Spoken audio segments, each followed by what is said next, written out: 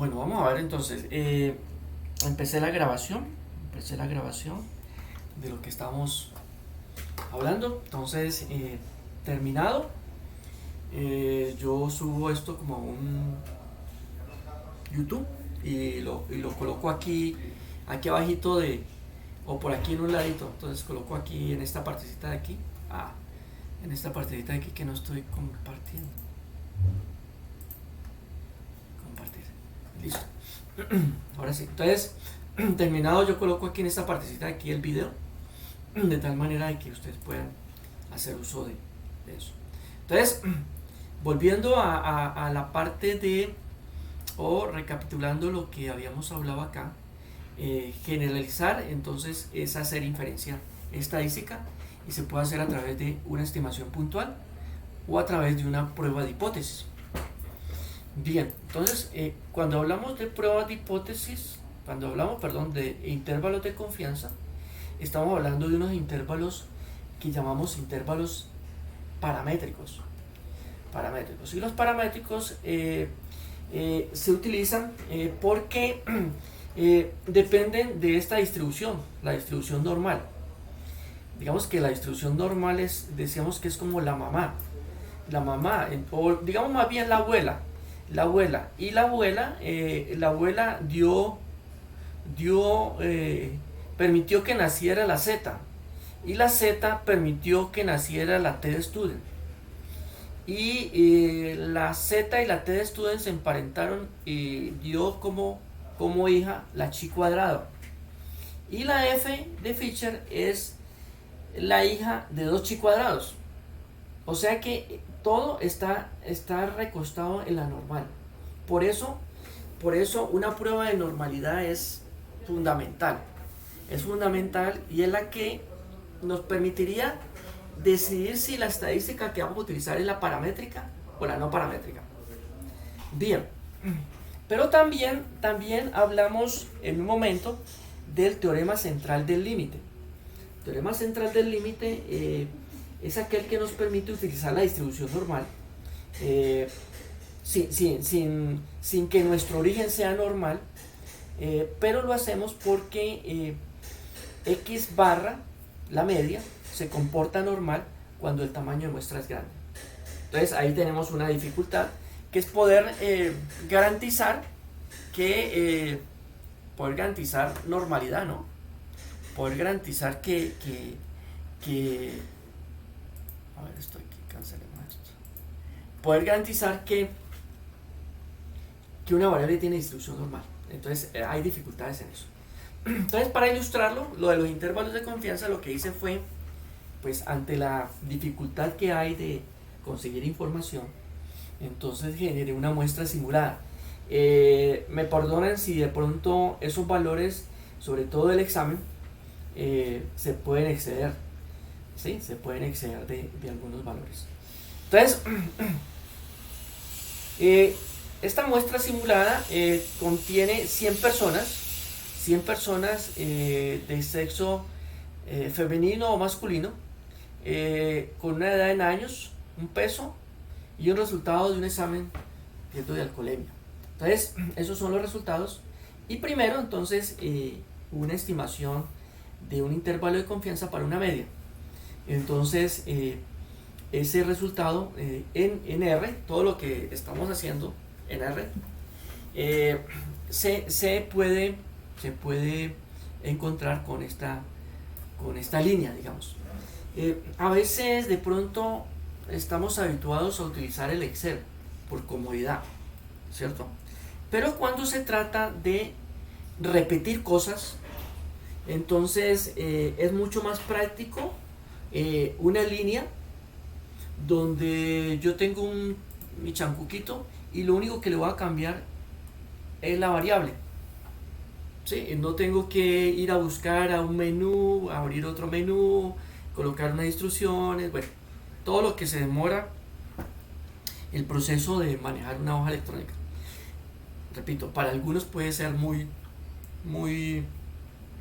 fácil hacerlo, pero esta es una alternativa que les recomiendo, que de pronto les puede facilitar mucho, porque uno guarda en un programita, guarda los códigos y permite que uno pueda repetir fácilmente las cosas.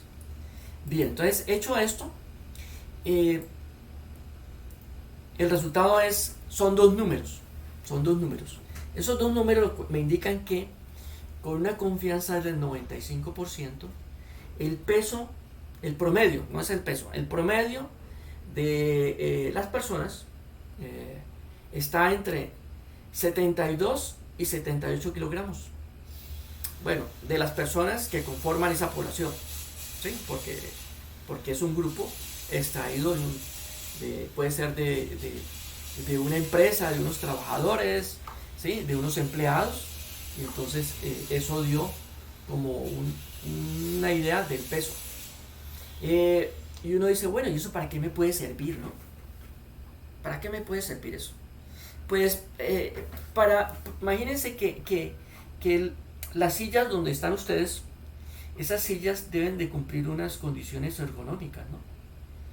Y el peso forma parte de esas condiciones, para que uno esté cómodo, para que no vaya a generar ningún problema, ¿cierto? Entonces la silla debería, en promedio, ¿sí? Las sillas que ustedes usan o que usa una empresa para sus empleados, para sus oficinistas, debería cumplir por lo menos con esa pauta. Claro que allí se utilizan otros parámetros, ¿no? Como es un percentil 95, para que el 95% de todos los empleados pues puedan saber que esa silla cumple por lo menos con algunos requerimientos. Entonces, pero hay muchas aplicaciones que permitirían, generarían la necesidad de un intervalo de confianza para la media. Una proporción. Entonces, uno podría hablar que en esa muestra, ¿cierto? En esa muestra, ¿cuál es la proporción de mujeres? ¿Cierto? Ahora que digamos que estamos luchando por la equidad de género, ¿sí? O equidad de oportunidades. Entonces uno poder valorar cuál es la proporción de mujeres que hay en un grupo. Aquí está presentada de esta manera, pero fácilmente bueno, aquí está como escondida, ¿no? Pero esta es simplemente un número. Este es un número que tiene que ver con cuántas mujeres hay. Suponga que hay 32, ¿sí? 32, ¿sí? Y ese 32 sobre 100 da punto 32. Y con ese punto 32 nomás se genera el intervalo de confianza. Entonces lo que decimos es que la proporción de mujeres en esa población está entre punto 26 y punto 46. O podríamos también decir, está entre el 26 y el 46%, con una confianza del 95%. Aquí hay algo importante, que es que a veces los intervalos son muy grandes y pues que no me dicen mucho, ¿no? No me dicen mucho. Fíjense que el intervalo relacionado con el peso es un intervalo que sí me dice que más o menos y que tiene una amplitud bastante pequeña, ¿sí? Y que ya me da una idea del promedio cómo está. Pero en la proporción este intervalo es muy grande, y entonces allí, aunque tengo una idea de que no son mayoría, definitivamente no son mayoría, porque para que fuesen mayoría debería estar 0.5 incluido en el intervalo, ¿sí? Entonces de pronto podríamos decir que son minoría, ¿sí? Y en ese orden de ideas hacer alguna recomendación frente al grupo, frente a la población. Bien, esto también podría ser las personas que están a favor de una decisión o que están en contra de una decisión también, ¿sí? Cuando hablamos de varianza, entonces hablamos de varianza, bueno, aquí este es un paquete que me creé, ¿sí? que hice, porque el intervalo de confianza para la varianza no está. no está, digamos, en los paquetes de R, no está definido como tal. Entonces por eso aquí le hace falta una serie de letreritos que podrían ser. Entonces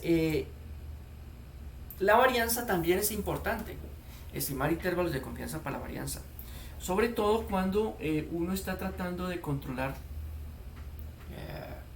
digamos, o está tratando de manejar estabilidad, repetitividad, ¿cierto? Todos estos elementos que ustedes utilizan, calibración de los equipos. Entonces los resultados en los equipos deben tener una varianza inferior a un valor y que por lo tanto entonces ustedes deberían medir esa varianza, ¿no?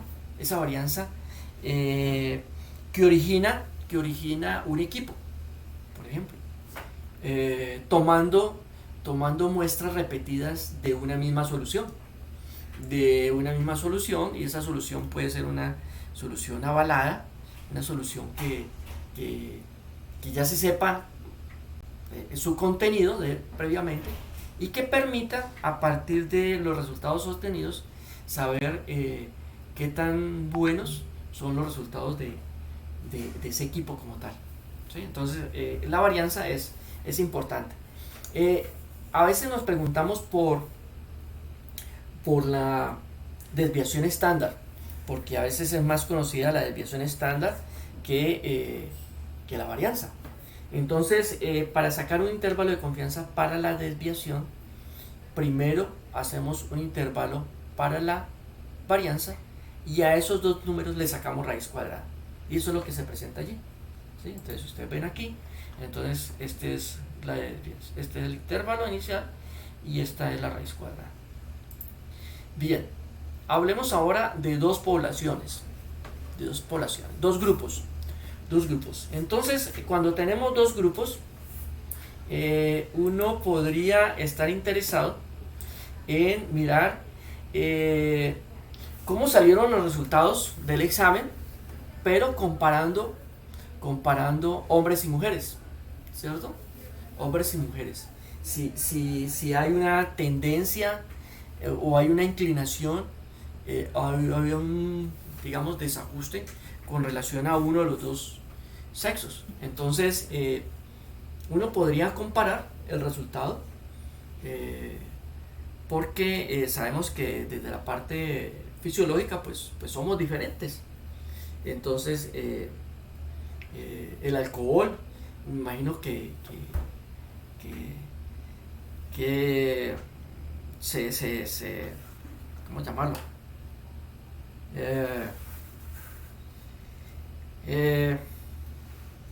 Reacciona o tiene diferentes efectos en hombres y mujeres, y hay otras variables como pueden ser la grasa.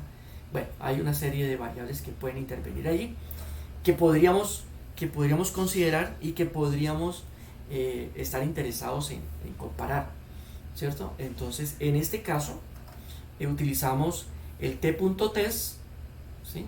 que es un intervalo de confianza para una media. Este intervalo de confianza por defecto sale al 95% de confianza.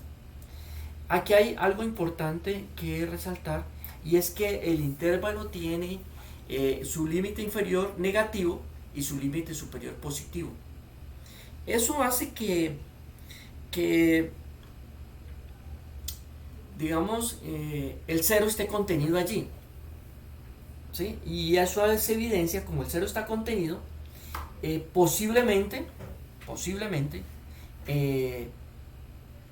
las dos medias sean iguales, ¿sí? Y digo posiblemente porque no es categórico. En estadística hablamos de aproximado, no hablamos de exactamente, ¿sí? En matemática digamos que exactamente es un término más matemático. En estadística decimos aproximadamente igual. Entonces decimos que en este caso el hecho de que sea negativo o positivo indica que aproximadamente los resultados en promedio del examen son iguales para hombres y para mujeres, y eso daría cuenta de este intervalo. En el caso de las proporciones también, ¿no? En el caso de las proporciones fíjense que acá lo estoy haciendo a través de los resultados. Entonces, las muestras son diferentes. Hay una muestra de 200 personas y hay una muestra de 150 personas. Entonces, estas 200 personas son personas que fallecieron, pero que fallecieron en accidentes de tránsito. Y estas personas fueron personas que fallecieron en accidentes de trabajo. Entonces quiere establecer, y de las 200 que fallecieron en accidentes de tránsito, 80 arrojaron dar positivo en un examen de drogas. Entonces esto me lleva a poder plantear como un intervalo de confianza para establecer, al comparar esas dos proporciones, si hay una mayor prevalencia de una con relación a la otra, hay una mayor inclinación de una con respecto a la otra, con respecto a proporciones. De nuevo, en este caso, digamos que la proporción de personas drogadas fallecidas en accidentes de tránsito, pues no se diferencia de la proporción de personas fallecidas en accidentes de trabajo que estaban con efectos de droga. Entonces, por eso este valor, que uno es positivo y el otro negativo, indica eso, ¿sí? Bien, por último aquí entonces se plantea un intervalo de confianza para una razón de varianza. La razón de varianza, las varianzas,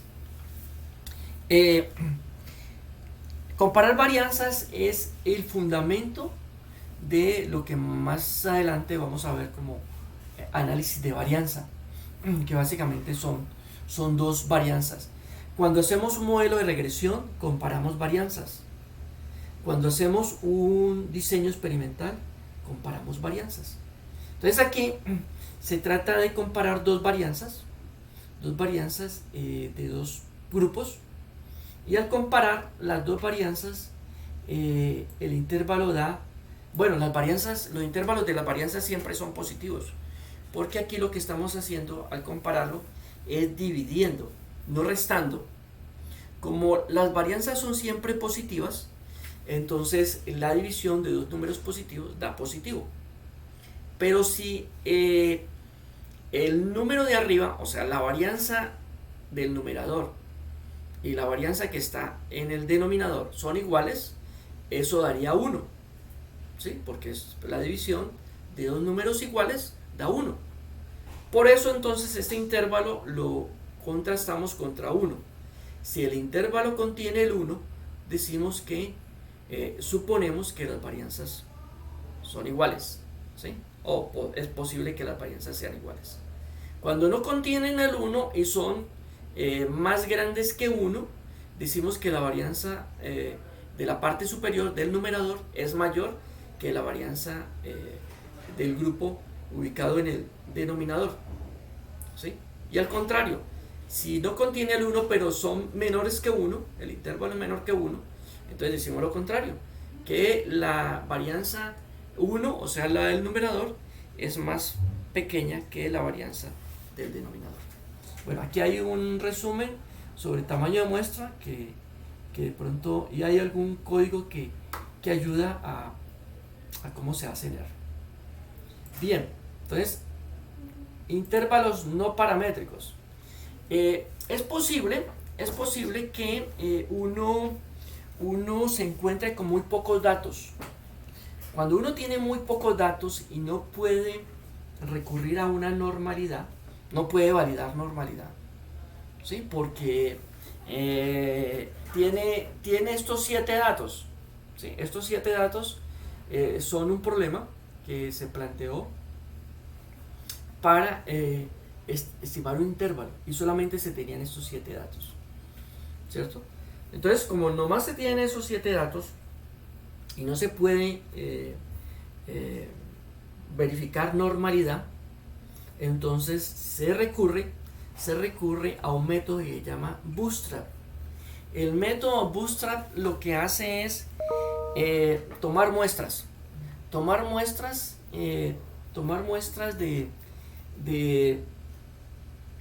tomar muestras repetidas de esos 7 valores, con repetición. ¿Sí? Entonces uno es como si en una bolsa echáramos papelitos con esos 7 números, sacáramos uno, lo anotáramos y lo volviéramos a introducir a la bolsa. Revolviéramos, sacamos el segundo y volviéramos a entrar. Eso hace que pues uno pueda en ese proceso, con repetición, sacar infinitos números de allí, de esa bolsa. Eso es lo que se hace, y entonces con esa gran cantidad de números seleccionados de esa manera, lo que se está haciendo es replicando la población, ¿sí? Simulando una población. Esto tiene unos supuestos fuertes, pero digamos que hay personas, hay investigadores, hay científicos que le apuestan a esta solución, sobre todo, como les dije, cuando uno no puede validar normalidad, pero además tiene muy pocos datos. Entonces utiliza este método que llama no paramétrico de remuestreo, un método de remuestreo que utiliza una metodología que se llama Bootstrap. Entonces, el método lo que dice es que usted va a simular, por ejemplo, 1000 de estos números, y lo que va a encontrar son 2 percentiles, ¿sí? 2 percentiles. Entonces el método lo que hace es coger una muestra, aquí estamos hablando de 7000, con repetición de estos de aquí, y luego fabrica una base de datos, que tiene 7 columnas por 1000 filas, y de allí a cada fila le va a sacar una media. Entonces con este procedimiento lo que se obtiene es 1000 medias de muestras de tamaño 7, ¿sí? 1000 medias de muestras de tamaño 7. Imagínense esto haciéndolo en Excel, ¿sí? Eso como para simplificar y para motivarlos a moverse a R, por ejemplo, o puede ser Python, puede ser estos otros, pero con 4 líneas hacemos ese proceso. Bien, entonces con este resultado que se llama MX, que son 1000 medias, lo que hacemos es encontrar unos percentiles. Encontramos el percentil 25, el percentil 2.5 y el percentil 97.5. Y ese es el intervalo de confianza. El intervalo de confianza mediante métodos no paramétricos. Como mencionaba aquí, hay 2 métodos. Un método que simplemente son los percentiles de esa población simulada, o 2 por la media menos un percentil, un ajuste que se hace, que puede ser otra alternativa. Aquí está como el gráfico de la distribución de las muestras simuladas, de las medias simuladas, y aquí en rojo y en azul están representados los intervalos. Entonces esto nos da la mano, ¿no? Nos da la mano cuando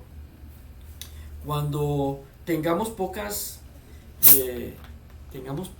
datos y pues necesitamos hacer una estimación. Bien, conceptos de pruebas de hipótesis. Esto lo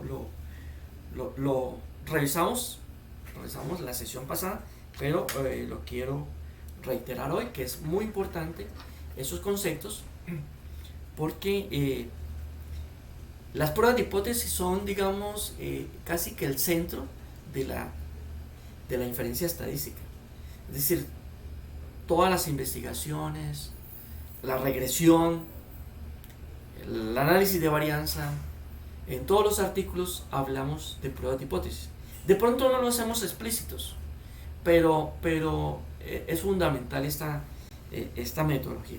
Entonces hay pruebas de hipótesis. Los conceptos principales fueron acuñados por este señor, el número 2, Ronald Fisher, y por estos dos otros señores que tienen que ver con Neyman y Pearson. ¿Sí? Neyman y Pearson. El 3 y el 4 hicieron una metodología y el 2 hizo otra metodología. ¿Sí? Entonces nos vamos a regir por la metodología 2 de Fisher. Y el 1, que es Daniel Bernoulli, fue como el precursor, ¿no?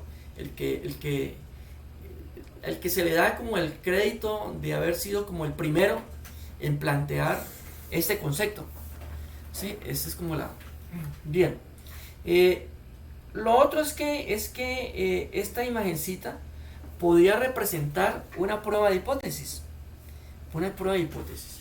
Digamos que este líquido que está aquí representa la muestra, una muestra que se obtiene de una población.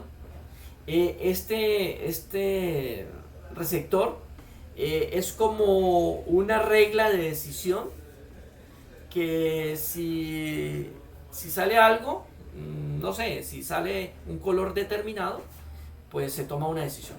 Entonces, esto encierra un poco todo el proceso de una prueba de hipótesis, de manera figurada, ¿no? Aunque aquí también se está haciendo una hipótesis. Bien, entonces, los elementos que dijimos, hay una hipótesis nula, hay una hipótesis alterna, un estadístico de prueba, una región de rechazo y una regla de decisión. Estos elementos fueron los que plantearon el 3 y el 4, Neyman y Pearson. Importante poder establecer cuál es mi hipótesis, importante saber cuál es la alterna y cuál es la nula, y a partir de allí ya ejecutar, ¿no? Ejecutar. De pronto esto que sigue aquí está escondido en los procedimientos a nivel de cómputo, pero se los presento como para que también tengan conocimiento. En esa decisión que podemos tomar de rechazar o no rechazar una hipótesis, se presentan errores importantes, se presentan dos tipos de errores. Entonces, nosotros podemos hacer esto. Nosotros lo que hacemos es rechazar la hipótesis nula o no rechazar la hipótesis nula. Eso es lo que hacemos. ¿Cómo lo hacemos? Pues con la evidencia que nos dio una muestra, ¿no? Con la evidencia obtenida en una muestra, podríamos rechazar o no la hipótesis nula. Si rechazamos la hipótesis nula, lo que estamos diciendo es que aceptamos como verdadera la hipótesis alterna, que es lo contrario. Y si no rechazamos la hipótesis nula, decimos que la hipótesis nula la asumimos como verdadera. Sí, esas son las dos líneas que tenemos aquí.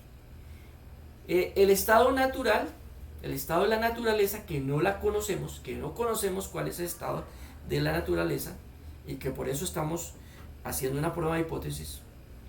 El estado de la naturaleza la conoceríamos si hiciéramos censo, pero no hemos hecho censo. Hay condiciones donde no se puede hacer censo. Entonces, si rechazamos una hipótesis que en verdad es verdadera, si decimos que una persona está enferma cuando no lo está, estamos cometiendo error tipo 1. Y la probabilidad de cometer error tipo 1 se llama alfa, o nivel de significancia. Ahora, el segundo error que podemos cometer es no rechazar una hipótesis nula que es falsa. Decir que una persona está sana cuando en verdad está enferma. ¿Sí? Nos equivocamos. ¿Sí? Este sería un falso positivo y eso sería un falso negativo en un examen, en una prueba, ¿no? Un falso positivo diría que la persona está enferma cuando no, y un falso negativo diría que la persona está sana cuando no. ¿Sí? Un falso negativo diría que una persona es inocente, que es culpable cuando no, y un falso negativo diría que una persona es inocente cuando no. Entonces, estos dos son errores. Uno más complejo que el otro, ¿no? Ambos generan costos. Bueno, la probabilidad del error tipo 1 se llama alfa, la probabilidad de error tipo 2 se llama beta, y la diferencia de 1 menos beta se llama potencia. Entonces uno paga, ¿sí? Uno paga por tener alta potencia. Cuando uno compra un equipo, lo primero que uno debería evaluar es la potencia que tiene no solamente el equipo, sino la metodología que usa, el método que usa, ¿no? El método que usa para la prueba como tal. Entonces esto es lo que se valora como tal. Por eso hay laboratorios de alto nivel, laboratorios de más bajo nivel, por categoría, ¿no? ¿Sí? Y por eso entonces es que se envían a hacer reprocesos, repruebas, ¿no? ¿Sí? Unas pruebas de control cuando una persona sale con doping a nivel, un atleta sale con doping, entonces se envía una contramuestra, otra muestra se envía a un laboratorio que tenga unas metodologías, unos métodos más potentes para estar más seguro de que no fue un error tipo 1, ¿no? Que no fue un error tipo 1 el que causó ese proceso. Ejemplos, sí les mencioné. Este ejemplo del error tipo 2 de este corredor que se ganó 7 Tours de Francia sin que se pudiera detectar, ¿no? Entonces, pues sí ha ocurrido. Sí han ocurrido. Y puede ser que acá también hayan ocurrido, ¿no? Que hayan ocurrido que corredores o ciclistas, por ejemplo, que hayan sido sancionados y que realmente no. Entiendo que este campeón mundial nuestro, que tenía unos niveles de testosterona altos, que entiendo que era algo muy particular, salió con positivo. Entonces pues esto genera como ese proceso, ¿no? Ese proceso de falsos positivos. Bien. Bueno, entonces hay otros elementos como es el nivel de significancia. Ese nivel de significancia que llamamos alfa es el que el investigador declara. Algunos pueden declarar un nivel de significancia del 5%, podría ser, pero que se puede bajar al 1% o se puede elevar al 10%. Por lo general hablamos del 5%. Y finalmente un valor P. Un valor P que es el valor que se obtiene cuando hace un proceso a nivel de computador.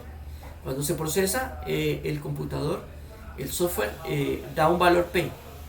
Y eso genera, pues con viéndolo uno pueda resolver una prueba de hipótesis. Entonces la regla que vamos a usar es la siguiente. Si el valor P es más pequeño que el alfa, lo podemos leer bien de atrás para adelante. Si el alfa, que es nuestro nivel de referencia, que repito, por lo general los programas lo toman como el 5%. Si es así, entonces yo veo el valor P y con el valor P arrojado en la prueba, si es menor, rechazo la hipótesis nula y acepto la hipótesis alterna como verdad. Si es al contrario, no rechazo. Y entonces lo que digo es, la información no fue suficiente para rechazar la hipótesis. Asumo que HO es verdad. Entonces la HO se asume. Tocó, no hubo más sino que aceptarla. Pues no se dice aceptarla. Tocó decir que era verdad, pero no estoy como tan seguro. ¿Sí? Eso ocurre cuando no se rechaza. Bien, hay otro nivel, que es la tercera, que lo que dice es, si usted considera que ese valor, y allí hay un valor, hay un problema, ¿no? Que es pequeño. Si usted considera que ese valor es pequeño, rechace. Porque el valor P se puede interpretar como el error que se comete al rechazar la hipótesis nula. Entonces, si el valor P es 0, significa de que yo no me he equivocado al rechazar, por lo tanto rechazo. Eso puede uno decir, bueno, ¿y este valor es pequeño o es grande? Y entonces dice, no, es pequeño, entonces rechazo. Bien, pues entonces ahora sí vamos a pasar. Vamos a ver, vamos a pasar a las pruebas no paramétricas. Bueno, pruebas de hipótesis paramétricas. Aquí ya hay algunos ejemplos ya establecidos. Entonces se tiene una hipótesis. La hipótesis se plantea acá en la hipótesis alterna. La hipótesis alterna está diciendo que la mu es menor a 35 frente a mu mayor de 35 años. Entonces lo primero, para poder establecer si se hace una paramétrica o no paramétrica, es aplicar una prueba que se llama prueba no paramétrica de Shapiro-Wills. Es una de las pruebas de normalidad. Hay muchas pruebas de normalidad, ¿sí? Y entonces, ¿por qué hay pruebas tantas de normalidad? Porque dependiendo de las circunstancias, algunas son más potentes que otras. Hay ocasiones donde usted tiene que hacer 3 pruebas impares, porque una le dice que sí, otra le dice que no, y hay una tercera que dice que es la que desempata. Entonces, digamos que aquí está la prueba de normalidad. La prueba de normalidad es muy sencillita. Le dice Shapiro.test, mete la variable y eso le da este valor.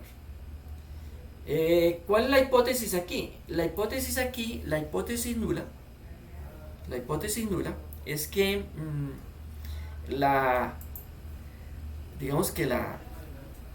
vamos a ver si puedo escribirla acá. La hipótesis nula es que vamos a escribirla por aquí. X se distribuye normal, ya se las presento. Frente a que X no se distribuye normal. Esa es la hipótesis nula. Entonces vamos a sumarla un poquito por aquí. ¿Sí? Vamos a ver si la podemos poner por aquí. Vamos a ver si la podemos. ¿Qué se me hizo? Vamos a ver si la podemos. Aquí. Entonces, eso sería la hipótesis nula, ¿no? La hipótesis nula. Vamos a ver si. Ya entendí. Ya entendí que lo que tengo que es reducirla.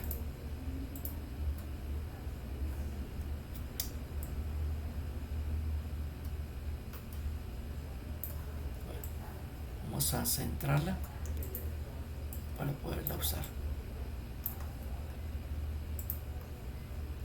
Entonces la hipótesis que estamos tratando de hacer es que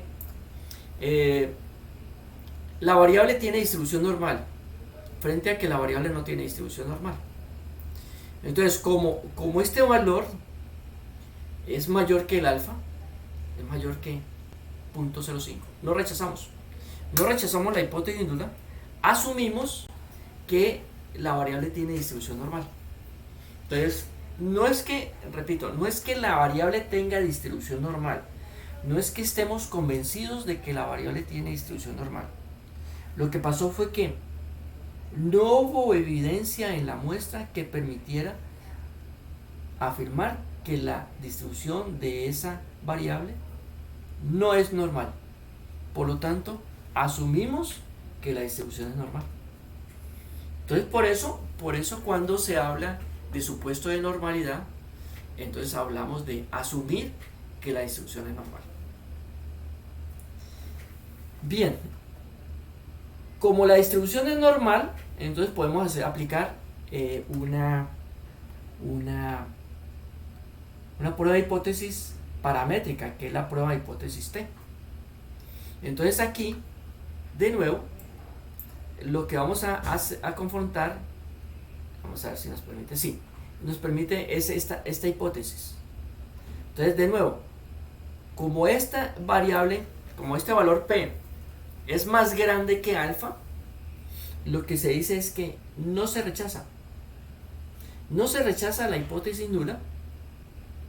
Asumimos que la hipótesis nula es verdadera.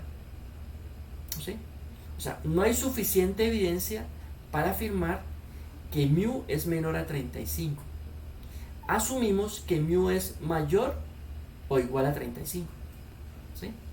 O sea, no se pudo validar la hipótesis de que era menor que 35 años de edad, ese grupo en promedio.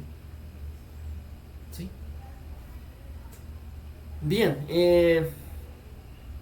hasta allí algún comentario, pregunta.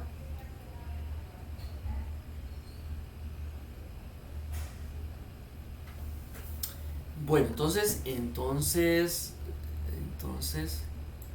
bueno, vamos a hacer una pausa. Vamos a tomarnos un café, seguramente, y regresamos. Son las 9 y casi 20, entonces más 10, 30, más 5, a las 9:35 regresamos.